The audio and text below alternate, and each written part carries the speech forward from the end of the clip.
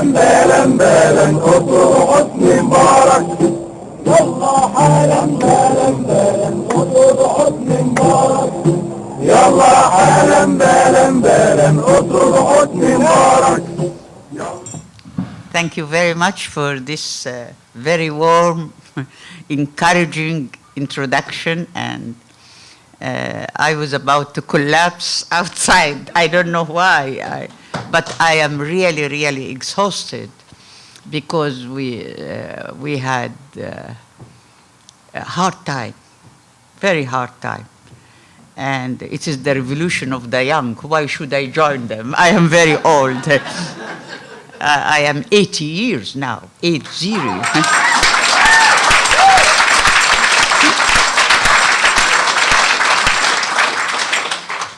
But I feel young, you know, I feel young, and I am living with the young people all the time, all my life. In fact, those who read me in Egypt are the young generations. And they are with me all the time. They come to my home, men and women, and even men are more than women. Yes, who read my work, and they come to me with their fiancé, with the girl whom they choose to marry, and he comes to me and say, you know, I want to thank you because you made me a liberated man, and I chose a free woman. So I want to thank you for your books. So you see, I become very happy that it's not only women that were affected by my work, it's men. And he comes to my home with his fiancée, and this is repeated all the time. And they are with me all the time. And we meet regularly in Cairo after I came back from Atlanta in August 2009. I am now in Egypt for good. And we discussed many things. They started a forum called Nawal el Saadawi Forum. And they come to me the first Wednesday of every month. And my apartment is small, so they are so crowded, but they sit on the floor, and I like that. I feel I have a big family. And when the revolution started on the 25th January, I had to be there, you know. It's natural. Though I felt my daughter and my son, they told me, don't go. It's so dangerous, but I went. It's an impulse, you know, something natural that you cannot be at home while everybody outside. So I went with them, and since then I couldn't leave them. In fact, the revolution is so infectious. It is like a virus, a strong virus that affects you, and you become another person. In Tahrir Square, I felt I am young like them. I could fight a horse. The day, I don't forget that day of Wednesday, 2nd of February. We call it the Bloody Wednesday. Mubarak sent his gangs on horses and camels in the Tahrir Square, invaded the Tahrir Square, and we were crowded. So I was about to be knocked by a horse, so the young men carried me away. And many people were killed on that day. Many young people lost their eyes because there were snipers who pointed at the eye of the young man. And some were killed. And but what happened that the many number of and their courage also, they conquered the horses, and they captured the horses, and they captured the men on the horses, and they looked at their ID, and they found that they were policemen disguised in civil clothes. But this was like a dream, you know. I didn't feel the danger, you know. I don't know whether you were in such a situation before. When you are in war, when you are in the front, in the battle, you don't feel. You fight, you die, you don't feel. So I was not feeling. And that night I stayed till midnight because I didn't want to leave them. I felt I belong here. This is where I belong. And I went home because there was a curfew. There was no taxi, nothing. So one of the young men had a motorcycle.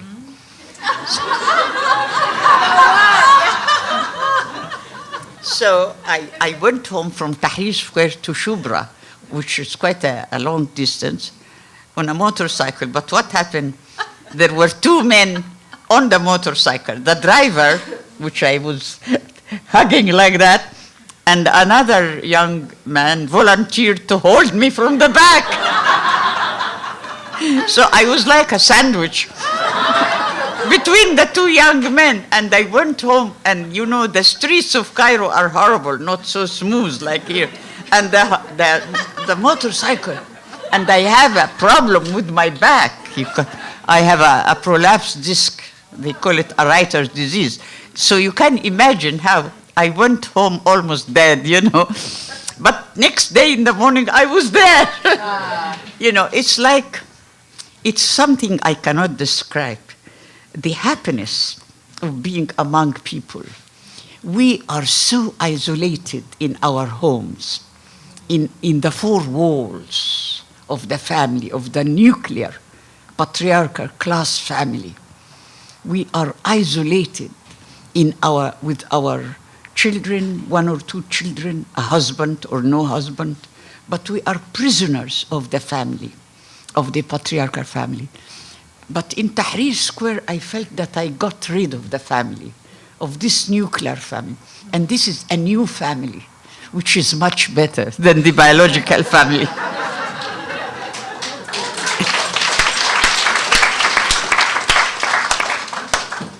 So the happiness, this reminds me of writing a novel. You know, sometimes they tell me, Nawal, how can you survive this life, your life?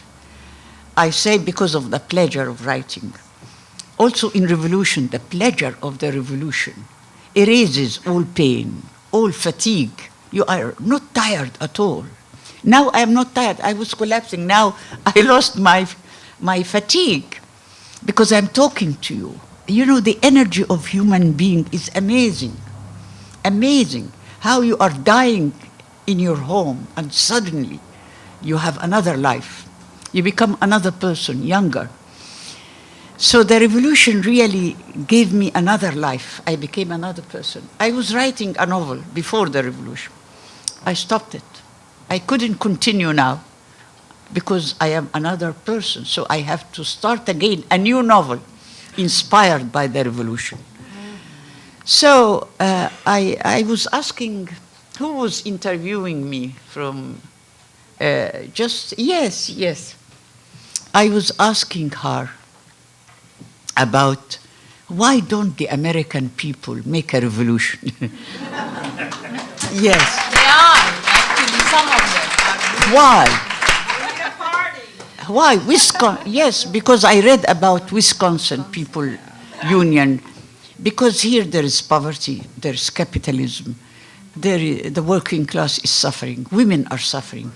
Of course, the suffering may be less than in Egypt or other countries, but still, this is a very patriarchal capitalist society. And why people do not revolt? Because your revolt here against your government is the real support to us. People ask me here, Nawal, how can we help you? You help yourself. This will help us. This will help us. This will help us because because the U.S. government is a huge government with a lot of power, military power. They support Israel 100%. They use the veto in the UN to stop any rights to the Palestinian state. So we need solidarity. We need global solidarity, solidarity between American people and Egyptian people and people everywhere. And I am happy that every day there is a new country, new nation revolting The revolution is like a virus everywhere. So that's the point I wanted to speak about, that we need that. And I am happy to talk. I talk now for 10 minutes, I think is enough. 10 minutes or? I'm sure we can hear you for a long time.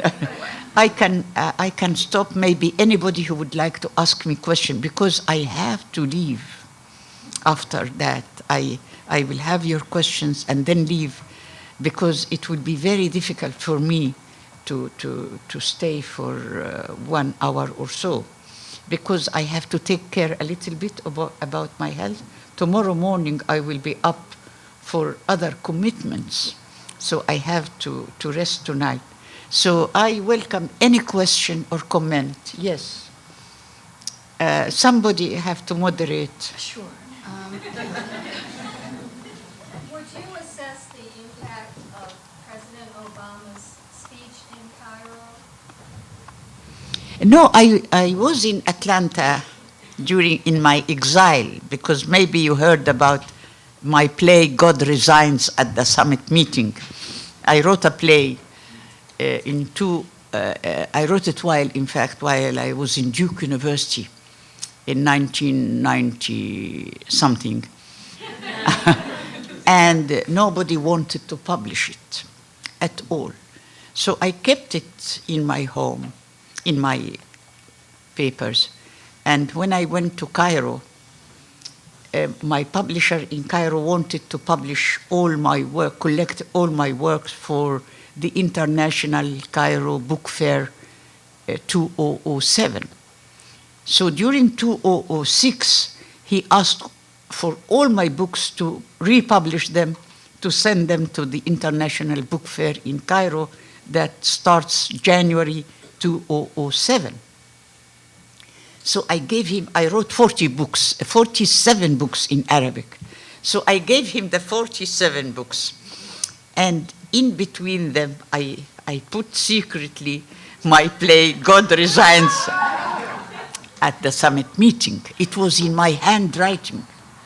It was not on a computer, because at that time I write with my hand. When I was in Duke, I used to write with my hand. So my publisher, in fact, Madbouli, is illiterate, so he doesn't read the books. Yes, he was a brilliant man, but he couldn't read and write. And he loved books. He was creative, because creativity doesn't need reading a lot. In fact, the less you read, the better. Anyway, so I put the play in between the books, so he took them all, and he wanted to publish the collective work of me and to put it in the book fair. And he published the play. And the play, I don't know, because it's now in English. It was published in English in London 2 years ago. Who read it? It's called God Resigns at the Summit Meeting, and it was published by Ilsaki Books under the title The Dramatic Work of Nawal el Saadawi. And it contains Isis and God Resigns at the Summit. Did you read it? I love it. Oh, I read it in Arabic, actually. you read it in Arabic? Yeah. How? How? Okay. Please. I'm an American citizen, but originally I'm Palestinian. Uh-huh. I came into the United States 15 years ago. I read all your books. You're my idol. I love everything you say. I agree with you. I have a question. How can we convince people in the United States that Palestinians, they're the victim, not terrorists? We lost our country, we lost everything, but they still look at us like terrorists. And always like myself, I'm a victim. Why they look at me like a terrorist? Yes. How can we do for that? Yes, I think it's a shame. And that's why I say we live in a jungle. A postmodern slave system. We live in a postmodern slave system. How can the world really accept what's happening to the Palestinian people? How the United Nations issued how many resolutions against Israel? so that the Palestinian people have their rights. And just this is ignored. And the US support and used the veto. Just few months ago, US government used the veto against the Palestinians. What's that? How can why don't you go in the streets in a revolution? Why? I think it's very, very strange. And then when Obama, I mix, in fact, Barack Obama and Mubarak the same. I always mix Barack with Mubarak, you know. But anyway, when Obama speaks, I become nervous, or Hillary Clinton, because they speak about democracy. And tonight, in this Women's Summit in the Millennium Hotel, I attended a session with Condoleezza Rice and Madeleine Albright, the two horrible. I hope they are not easy for you there. Yeah. Why did you They were on stage and somebody moderating them, and they were speaking about democracy. And I wanted to explode, but in fact, I felt that I'm out of place.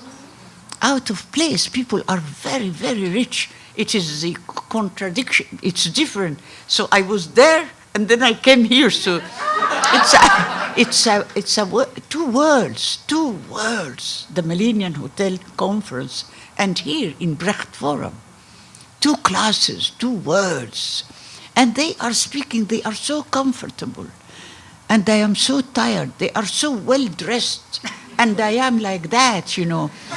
So I was out of place, and they were speaking nonsense. Nonsense about women issues separate from class, from invasion, from capitalism, from imperialism, as if women issues are just like that, in the air, you know. Something, yeah, it's very, very strange. And then they opened for some questions, and the questions were more idiot than the talks. Silly questions. Anyway, so what I would like to say, going to your question, the Palestinian problem, what happened to the Palestinian nation is a shame to all of us. I'm speaking also as an Egyptian, because we are 80 million. If the 80 million just to march to Israel and say something, we can do something. But there are also big powers, the military. We were controlled by Sadat and Mubarak, and also America. Who supported Sadat? Who supported Mubarak? It's the US. Who is supporting Saudi Arabia king? Saudi Arabia is a horrible country. We call it the 51 state, the 51 American state. Yes, Saudi Arabia. It works with the US all the time, against the Palestinians, against us, against their people. And in fact, the Saudi Arabian nation is revolting now. Yeah. So I hope I answered your question. But also the Palestinian people has to help themselves, because nobody liberate anybody. That's my feeling. Nobody liberate anybody. And this applies to women. We have to liberate ourselves, not our husbands. And also Palestinian people should revolt, and they are revolting now, even against your government. This Mahmoud Abbas, this silly Mahmoud Abbas, what he's doing, you know, I'm sorry to say that. Because, yes, and even Hamas, because you are exploited as a nation by your governments, and you are controlled, so you cannot revolt. So we are all in the same boat. We are all time out. Yes. We are going to ask you to please Yes. stay because there are so many questions, but we have to move with the Yes, program a okay. little bit. So And stay can- for a little bit, and yes, then or- yes, because you are energized So now, we have and just we have finished now? we are. Everybody, ask Nawal to stay with us. No, I can't. Yes, stay, No, stay, no, stay, Fawzi, stay, I am. stay. Come on. No, Fawzi, because I need. No, we understand. We uh, understand. So, would you like? Who would you like? Can I tell them somebody has to take me, or you Somebody tell will, me? Somebody. Somebody? Yes. That's what happened with women on May 8th. This. March 8th, International Women's Day. March 8th, International Women's Day. He will take me. Okay. So I thank. Nawal, there is one. Please answer this one question. One question. Yeah. One question, and I will leave. I'm sorry. I wanted to stay all the night with you, but in fact, it's physical. I cannot. I cannot continue. And you can understand. Yes, Yes. Yes. What's the last question? What happened on March 8th? Ah, yes. To be brief, women were killed in Tahrir Square as men. Women did everything as men in the revolution. And then suddenly, after Mubarak left, the army came and they established a committee which they called Committee to Reform the Constitution. Not to change it, because our demand was to change the constitution radically, to be secular and that all Egyptians are equal in front of the law, etc. So they established a committee formed of 8 men, 8 old men like me, and traditional, and men of law only, as if the constitution is something related to law only. It's not a social contract or a way of life or something. So they were all men and all limited to law, traditional, not a single woman and not a single young man. So we revolted, men and women and young, and we said, no, we refuse this committee. We did not accept its work, and we must establish or re-establish the Egyptian Women Union, which was banned by Suzanne Mubarak. And we made many meetings, and we established the founding members, men and women, of the Egyptian Women Union, and we decided to have a march on the 8th of March. And it went on. It was very good. But at the end, the gangs of Mubarak and the men of the military and the government, they invaded Tahrir Square and took some women, beaten them, and put them in prison for 1 day or so. And there was a lot of chaos because they didn't want women to go out. And also, it was not women because most of them were men. But the revolution is going on because the more they use force, the more people come out. So now the revolution is continuing. They cannot stop it. Nobody can stop the revolution now in Egypt. It's a great revolution. Nobody can abort it because they are powerful, they are united. And what's very good, that the women and the men are united. There is no conflict between men and women. There is no conflict between Christians and Muslims. And they burnt a church. Yeah, on the day. So during all the days of the revolution, not a single church was burnt. Not a single girl was harassed. They harassed the women after the march of the 8th of March. So now everything is clear. And we discovered who was burning churches, who were harassing, who were dividing. Divide and rule, you know, this is the philosophy.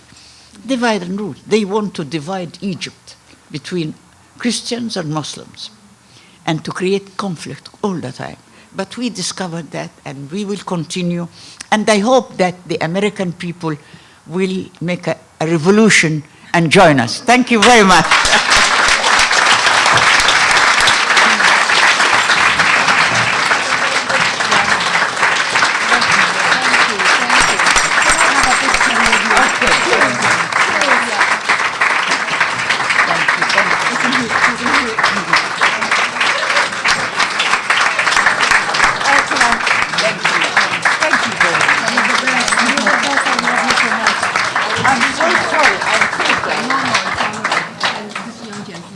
Okay, you will take me. Thank you. And Gina, will I? She will see you tomorrow. I will tell her where You to will go. arrange with her.